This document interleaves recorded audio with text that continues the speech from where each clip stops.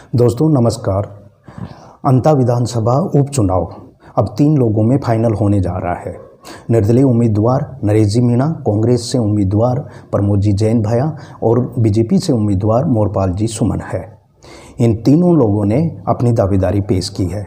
इन तीनों लोगों ने चुनाव आयोग में जो अपना शपथ पत्र, घोषणा पत्र, एफिडेविट जो सबमिट किया है, उसमें जो इन्होंने इस इन्फॉर्मेशन दी है, उसके बेसिस पे मैं पिछली बार आपको विश्लेषण करके बताया था। इनकी संपत्ति का कितनी है, इनकी संपत्ति का सोर्स इन्होंने क्या बताया है, संपत्ति और सोर्स के बीच में क्या रिलेशन होना चाहिए, या इतने इस सोर्स से इतनी संपत्ति बन सकती है या नहीं बन सकती है, इनका क्या क्रॉस वेरिफिकेशन होता है, इनकी क्या सच्चाई है, क्या सच्चाई इनकी जांचने के लिए कोई अपने सिस्टम, ऐसा कोई सिस्टम डेवलप कर रखा है गवर्नमेंट ने ताकि इनकी सच्चाई का पता लग सके। ऐसे ही मैंने कई सवालों के जवाब पिछले विश्लेषण में आपको बताया है। अब इन 3 लोगों ने जो अपनी दावेदारी पेश की है और जो अपना चुनाव प्रचार अभियान भी इन्होंने शुरू कर दिया है, इसमें नरेश जी मीणा की एक घटना सामने आई है कि एक ग्रामीण में, एक गांव में जब उन्होंने अपना चुनाव प्रचार कर रहे थे तो उसी दौरान एक युवा ने उनसे एक सवाल पूछा कि 25 साल में अब तक हमारे यहाँ पर कोई विकास नहीं हुआ है। जो नेता आते हैं, जीतते हैं और चले जाते हैं और अपने लिए ही अपनी संपत्ति वो इकट्ठा करते चले जाते हैं। जब उन्होंने ये सवाल पूछा तो उनके साथ उन्होंने गाली गलौज किया है। इस युवक ने जो सवाल पूछने का जो साहस किया है, इसको मैं नमन करता हूँ। ऐसा ही होना चाहिए। हर व्यक्ति को सवाल पूछने का अधिकार है, धर्म है और ये पूछना भी चाहिए। जब लोकतंत्र में सवाल पूछने की अगर साहस हो जाए हर व्यक्ति को, तो ये जितने भी राजनीतिक पार्टियां हैं, ये कहीं हद तक अपना जनता के लिए जो करना चाहिए वो वास्तव में ये करके बताएं। लेकिन सवाल पूछने वालों की संख्या कम होती जा रही है, बल्कि इनके पीछे पीछे घूमने वालों की संख्या बहुत ज़्यादा बढ़ रही है। चाहे वो किसी भी कारण से हो, अपने स्वार्थ की वजह से हो या अपना इनके अंदर पार्टियों के अंदर अपनी जो भी कैरियर मान रहे हैं लोग, तो उसके वजह से इनके चारों तरफ घूमते रहते हैं। लेकिन उस युवक का सवाल पूछना वाजिब है, उनको गाली गलौच नहीं करना चाहिए नरेश जी को। ये एक जनप्रतिनिधि की तरह, अब वो जनता में नहीं है, अब वो जनप्रतिनिधि बन गए। जब वो जनता में थे तब वो सरकार से सवाल पूछने का उनका पूर्ण अधिकार था, लेकिन जब वो जनप्रतिनिधि बन गए हैं तो अब जो जनता है वो उनसे सवाल पूछेगी। जो जनता है उनसे अपनी जो भी सुविधाएं हैं कि वो सुविधा दे पाएंगे या नहीं दे पाएंगे, वो अपनी मांगे बताएंगे, उन मांगों को ये पूरा कर पाएंगे या नहीं कर पाएंगे, ये उनका अधिकार है और इस अधिकार का नरेश जी को सम्मान करना चाहिए था। लेकिन उन्होंने ऐसा नहीं किया, बल्कि उनके साथ गाली गलौज किया, जो ये बिल्कुल ठीक नहीं है और ये नैतिकता भी नहीं है। ऐसा उनको नहीं करना चाहिए।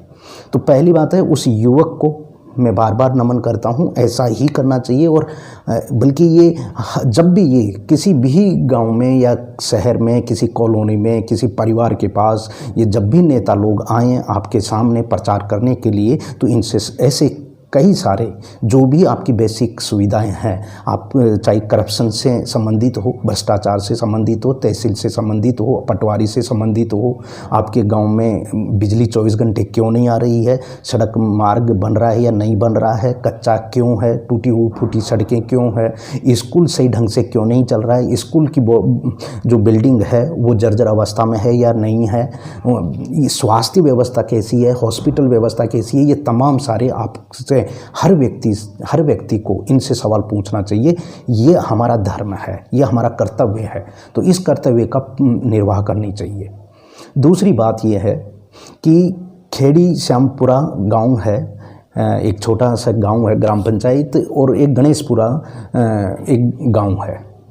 इन गांवों के लोगों ने अपनी विकास की मांग करने के लिए, अपनी सुविधाओं की मांग करने के लिए, जो कि पिछले 25 साल से जो मूलभूत सुविधा है, जो एक मूलभूत सुविधा में पानी आता है, बिजली आती है, स्वास्थ्य आती है, ये जो मूलभूत सुविधा हैं वो भी उन लोगों तक पिछले 25 साल से पहुंच नहीं पा रही है। तो उन्होंने इस बार इन सुविधाओं की मांग करते हुए अगर ये पूर्ण नहीं की गई तो वो इस आने वाले चुनाव का बहिष्कार कर रहे हैं।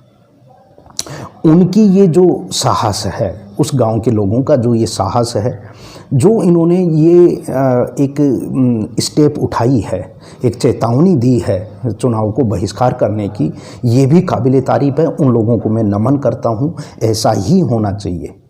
हर व्यक्ति इस प्रकार से, हर गांव, हर शहर, हर कॉलोनी के लोग अगर इस प्रकार से जागरूक हो गए, सजग हो गए, तब ही ये लोग, जो किसी भी पॉलिटिकल पार्टी का नेता हो, ये तब ही अपने प्रति, अपने कर्तव्यों के प्रति उत्तरदायी होंगे, ये सजग रहेंगे। इनकी जो करप्शन में संलिप्तता है वो तभी कम होगी जब हम इतना, अगर इतनी जो सामने है, जो इन लोगों ने जो चेतावनी दी है, इस प्रकार की अगर जब तक आप चेतावनी नहीं देंगे, ये लोग सुधरेंगे नहीं। इसलिए मैं अंता विधानसभा क्षेत्र के जितने भी वोटर्स हैं, लगभग 2,27,000 वोटर्स हैं, उन सभी वोटरों को मैं नमन करता हूं और आपसे कहता हूं कि आप ज़रूर, जब आपके दरवाजे के सामने ये नेता लोग आएँ तो इनसे ज़रूर सवाल पूछिए। बल्कि इनसे कुछ जो सवाल मैं आपको बता रहा हूं ये तो पूछना ही चाहिए। नंबर 1 कि आप इनसे पूछिए कि इनके पास जो भी संपत्ति है और उस संपत्ति का जो सोर्स है वो आप प्रत्येक साल अंता विधानसभा की क्षेत्र की जनता को आप घोषणा करके बताएंगे, बिल्कुल खुले मन से, आप बिल्कुल पब्लिक डोमेन में आप ये घोषणा करेंगे कि मेरे पास पिछले 1 साल में अब इतनी संपत्ति हुई है और इस संपत्ति का सोर्स इतना हुआ है। जो इस वक्त इनके पास जो सोर्स है, अगर इस सोर्स के अलावा, मतलब जो कमाने का, जो इनके पास संपत्ति आई है, जो पैसा आया है, वो पैसा कहाँ से आया है, वो जो पैसा आ रहा है, जैसे सपोज करो कि किसी के पास पेट्रोल पंप है या किसी के पास फैक्ट्री है या कोई दुकान है, उनके पास ये इनकम सोर्स है, या एग्रीकल्चर है, खेती है, कि वहाँ से उनके पास इन संपत्ति का सोर्स है, वहाँ से पैसा आ रहा है। लेकिन अगर चुनाव जीतने के बाद इस सोर्स में मान लो 1 दुकान की बजाय 10 दुकानें हो गई उनके पास में, कई मार्केट में कई कॉम्प्लेक्स हो गए, तो आप समझिए कि वो करप्ट हो चुका है, वो भ्रष्ट हो चुका है, क्योंकि उसने अब जनता की सेवा की बजाय वो अपनी संपत्ति पर ध्यान देना शुरू कर दिया। और लगभग हर नेता के साथ यही होता है, हर नेता यही करता है।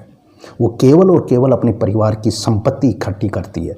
इसीलिए वो इस राजनीति में, इस राजनीति के क्षेत्र में वो जाता है।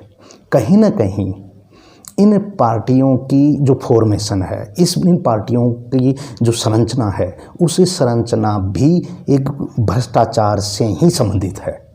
ये खुद पार्टियां भ्रष्ट होती है, इसलिए इनसे जुड़े हुए जो नेता हैं वो इस प्रकार की प्रक्रिया करते हैं। जो मैं अंता विधानसभा क्षेत्र की जो जितनी जनता है, जितने वोटर्स हैं, उनसे ये निवेदन करता हूं कि जब भी आपके दरवाजे पर ये लोग चुनाव प्रचार करने के लिए आएँ तो आप उनसे अपनी सुविधाओं के लिए, अपने क्षेत्र में जो सुविधा की कमी है, कम से कम आप ये सोचिए, अंता विधानसभा क्षेत्र में अंता थर्मल पावर प्लांट है। खुद अंता क्षेत्र में बिजली प्रोड्यूस करने का एक पावर प्लांट है। तो कम से कम आप इन नेताओं से ये वचन लीजिए कि कम से कम हमारे क्षेत्र में 24 घंटे बिजली आनी चाहिए। आपकी जो कनेक्टिविटी है शहर के और गांव के बीच में, जो रोड की कनेक्टिविटी है, या कॉलोनी में रोड्स हैं, किसी शहर की कॉलोनी में रोड्स हैं, सीवर लाइन्स हैं, इन सभी व्यवस्थाओं के लिए आप इनसे वचन लीजिए, जहां तक हो सके इनसे शपथ पत्र में साइन करवाइए, तभी जाकर ये काम करवाएंगे।